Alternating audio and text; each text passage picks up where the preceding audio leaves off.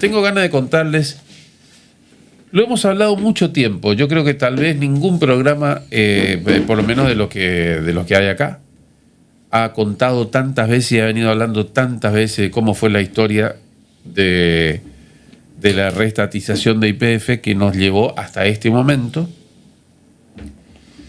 en el que, porque hemos hablado muchas veces, en ediciones anteriores, cuando estábamos en la otra radio, hemos contado paso por paso. Yo creo que lo de YPF es la expoliación más grande que se ha hecho en la Argentina, protagonizada por uno de los que ahora, increíblemente, lo que posteó ayer. Ustedes saben que Kicillof da una conferencia hoy a las 6 de la tarde. Ayer posteó el señor Kicillof, ¿se acuerdan? En el que dijo, quédense tranquilos, está todo pensado punto por punto o algo por el estilo. Aquel que dijo públicamente, y en una conferencia de prensa creo que lo dijo, pero ustedes piensan que nosotros somos tan tontos que vamos a hacer lo que indica el estatuto de YPF para pagarle a los españoles. Cosa que después fue tomada por la justicia para decir, sí que este señor adrede no estaba cumpliendo con lo que dice el estatuto de YPF. Miren lo que escribió anoche el energúmeno de Kicillof. En esto, posteó también ayer José Luis Esper, que le dice de todo a Kicillof, ¿no? Eso no avalo, le dice de enano soviético, de todo, pero al igual que Milei.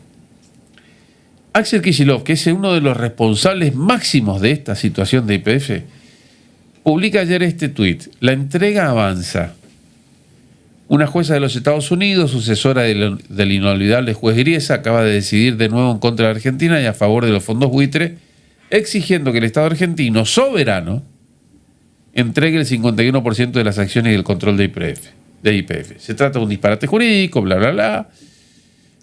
Y después al final dice, recuperar YPF fue una de las decisiones más importantes de nuestra historia reciente, valientemente tomada por el gobierno de SFK Argentina, y respaldada en el Congreso por casi todas las fuerzas políticas. Desde su recuperación, la empresa volvió a producir, invertir, crecer y generar empleo. Vaca Muerta se convirtió en un potencial que todos reconocen porque se recuperó YPF. Sobre todo, YPF volvió a estar al servicio del desarrollo nacional. Ahora vienen por eso. Frente a esta nueva agresión de los buitres, que cuenta ahora con la complicidad del topo en la Casa Rosada, desde la provincia de Buenos Aires respondemos, YPF no se vende. Es un caradura atómico este muchacho. Quiero que escuchen, dura 1 minuto y 20 segundos de Carlos Pañi de anoche. El que pueda y quiera saber de verdad cómo es que llegamos hasta acá, que es un poco el resumen de todo lo que les venimos contando a nuestros oyentes hace muchos años, por lo menos hace 5 años que venimos contando cómo fue el derrotero. Y la última vez que hablamos con el periodista Nacho Montes de Oca nos dijo, que nos parecía una locura en su momento, nos dijo, miren, Argentina va a tener que pagar probablemente cerca de 17.000 millones de dólares por YPF, más de lo que ya pagó. Y este muchacho, Axel Kicillof, que quiere ser presidente en el 2027, decía en el momento de la reestatización, no solamente no le vamos a pagar lo que nos piden los españoles, no le vamos a pagar ni $1. Y todos aplaudían, ¿no? Todo el Congreso aplaudiendo, etc.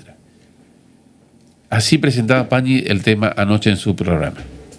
YPF, sobre el que hoy hay una novedad judicial importante en Estados Unidos, toda la peripecia de la empresa YPF durante el kirchnerismo y después, es como una especie de Aleph donde uno puede encontrar los distintos planos, las distintas dimensiones de la corrupción en la Argentina. Y es un caso interesante porque demuestra que no es que estamos ante la evidencia sistemática, reiterada en el país, de distintos episodios de corrupción, sino que hay un sistema que produce como si fuera una usina ese tipo de episodios, ese tipo de miserias, para las cuales debe haber una combinación de funcionarios, empresarios, poder judicial, una mezcla de malicia e incompetencia deliberada, donde uno no termina de discernir si lo que hay es gente extraordinariamente astuta o extraordinariamente tonta por las consecuencias costosísimas de sus actos. YPF demuestra, como ningún otro caso de la era kirchnerista, eso. El caso... Bueno, después yo les voy a contar, les voy a resumir todavía más, o sea, el que quiera, por eso no terminé de decirles en el recién, el que quiera saber cómo llegamos hasta acá, tiene que mirar el editorial del programa de Pañi de anoche, que cuenta toda la peripecia, como dice él, desde el primer momento, desde que Néstor Kirchner tenía en la cabeza tener una empresa o ser en parte dueño de YPF. Que 63 focas o 60 focas fueron a aplaudir en el Senado, contra 3 que se opusieron, sin saber o sabiendo que se estaba generando, digamos que allí estaba el germen del caso de corrupción probablemente más grande de la República Argentina, por lo menos en los tiempos modernos. Rápidamente, y en la medida en que mi sinusitis lo permita, les voy a contar. Vuelvo a recomendar fervientemente, como suelo hacer, al que quiera entender bien, paso por paso, y toda la peripecia de cómo hemos llegado hasta acá. Miren el editorial de Carlos Pañi de ayer en La Nación Más. Lo que tienen flow que puedan verlo, háganlo porque vale la pena. Pero básicamente, Néstor Kirchner metió a los esquenazis, les dio el 25% de YPF con una serie de triquiñuelas, entre otras cosas, que esas acciones las iba a pagar básicamente con las regalías que la propia compañía le iba a dar en el futuro. Supongamos que a usted le ofrecen un negocio, un kiosco en funcionamiento, y que usted le diga, ok, yo le voy a pagar con 20 cuotas, pero le voy a ir pagando con lo que produce el kiosco. Esto es lo que le dieron a los esquenazis, básicamente. Yo lo quiero hacer simple para que no se complique mucho, pero se los digo esto a los esquenazis, un crédito afuera. Y además, fíjense la fijación que tenía Néstor porque los esquenazis sean los dueños del 25% de YPF, que obligó por ejemplo, había que repartir dividendos entre los socios de YPF. Y como recién ingresaba Eskenazi, pospusieron el reparto de dividendos para que, una vez que se cumpliera esa fecha, ya los Eskenazi pudieran tener dividendos de una compañía que acababan de comprar el 25% sin poner un peso. Muy bien, esto pasó en el 2008. En el 2012, el gobierno estatiza YPF. ¿Se acuerdan? El aplauso generalizado, casi todos los legisladores votando, a excepción de algunos, entre ellos Patricia Bullrich, Elisa Carrió y 3 o 4 más, no muchos más.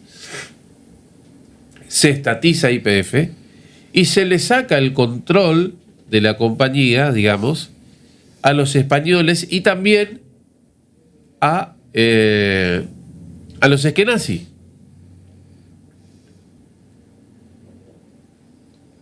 Cuando en 1993, durante la privatización de YPF, cuando se privatizó YPF, el gobierno de Carlos Menem ofreció casi el 100% del capital de la empresa mediante acciones clase D, y en ese proceso tanto el país como YPF se comprometieron, escuche porque esto es importante, a cualquier adquisición posterior de una porción de control implicaría la obligación de realizar una oferta pública por el total de las acciones, lo que se llama OPA. Esta cláusula figura no solo en los documentos que YPF presentó ante la SEC, el regulador bursátil de Estados Unidos, sino también en su estatuto, pero el kirchnerismo la ignoró. Esta es la génesis. Esto es lo que Kicillof ignoró. ¿Por qué? Porque lo que debió haber hecho el gobierno es que ese porcentaje de las acciones que le saca el Estado, en teoría, a Eskenazi, debió haber sido ofertado al resto de los socios. A decirle, muchachos, tengo este paquete de acciones, ustedes están interesados en comprar, pero no lo ofreció en oferta pública de acciones. Entonces, ¿qué hizo Eskenazi? Eskenazi le quiere vender su derecho al litigio a una empresa que se especializa en esto, que es Burford Capital. ¿Qué hace Burford Capital? Compra litigios futuros en todo el país a pocos dólares, unos pocos millones de euros o de dólares, esperando una resolución favorable del juicio que le va a dar mucho más. Por caso, los Eskenazi pidieron 15 millones de euros por todo el paquete para decirle a Burford Capital, háganle ustedes juicio a la Argentina en el futuro, yo quiero 15 millones de dólares por este paquete. ¿Cómo? Había una cláusula que impedía, que le obligaba a los Eskenazi eventualmente decirle al Estado o a los otros socios, ¿alguno de ustedes quiere por 15 millones de dólares mi derecho al litigio? ¿Qué hicieron? Generaron una sociedad entre Burford Capital y Eskenazi, por lo cual Burford Capital se quedaba con el 70% del derecho al litigio y los Eskenazi con el 30%. De este modo, entraban como socios en el litigio y no tenían la responsabilidad de la obligación de ofrecerle al resto, si querían comprar por esa plata, el derecho al litigio. Ese derecho que Burford Capital pagó 15 millones de euros, hoy la jueza Loretta Presca acaba de decir que a la Argentina le va a salir 16.600 millones de dólares. Pasado un tiempo, Eskenazi se pelea con los Kirchner. Y es una compañía que tenía sede en España y también tenía sede en Australia, el grupo Petersen, esos son los Eskenazi, el grupo Petersen, por lo cual este ingreso de un grupo argentino, entre comillas, que es lo que quería Kirchner, que ingrese un grupo de argentinos a ser dueño de una parte de YPF, en realidad le estaban dando a un grupo que tenía capitales extranjeros, o sea, un grupo extranjero, porque tenía sede en España y en Australia. El grupo Petersen después entra en concurso, etcétera, pero quedan con esta creencia.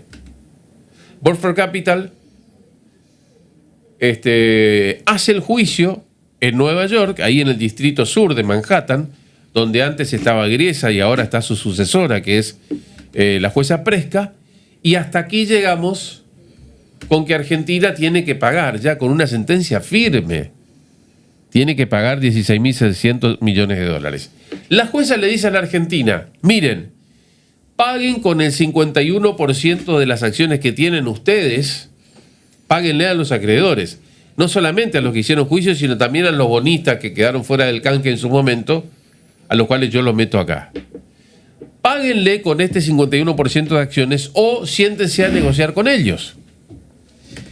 Pero hay un artículo en la ley de estatización de YPF que dice que en el futuro, para disponer del capital accionario de YPF de ese 51%, tiene que pasar por el Congreso y tener mayoría agravada. Es decir, que lo que dice la jueza, y este es un lugar por donde se podría atacar desde el punto de vista jurídico las posibilidades de la Argentina para tratar de que no nos esquilmen 17.000 millones de dólares por culpa de Kicillof, que a propósito, ya previendo todo esto seguramente, no siguió los lineamientos que correspondía de acuerdo con los estatutos de YPF.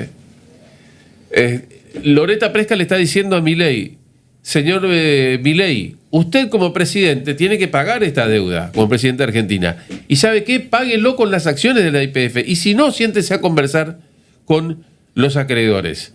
Le está diciendo a Milei que tiene que violar la propia ley argentina que dice que esas acciones se pueden disponer solamente por orden y aprobación del Congreso con 2/3 agravados. Ahí hay una rendija por la cual entrar. Porque hay una ley de soberanía que se aplica en todos los países. que no puede venir ni a Estados Unidos ni a ningún juez de ninguna parte a decir deme las acciones de su compañía, en este caso la compañía petrolera. Ese es un tema. Y la otra cuestión, que ayer lo explicó muy bien Saravia Frías, que fue el procurador de Macri, digamos, durante el mandato de Macri, y el que más sabe sobre este tema y el que mejor trabajó, lamentablemente trabajó poco tiempo en esta cuestión de YPF, porque la sentencia puede llegar a ser significativamente menor.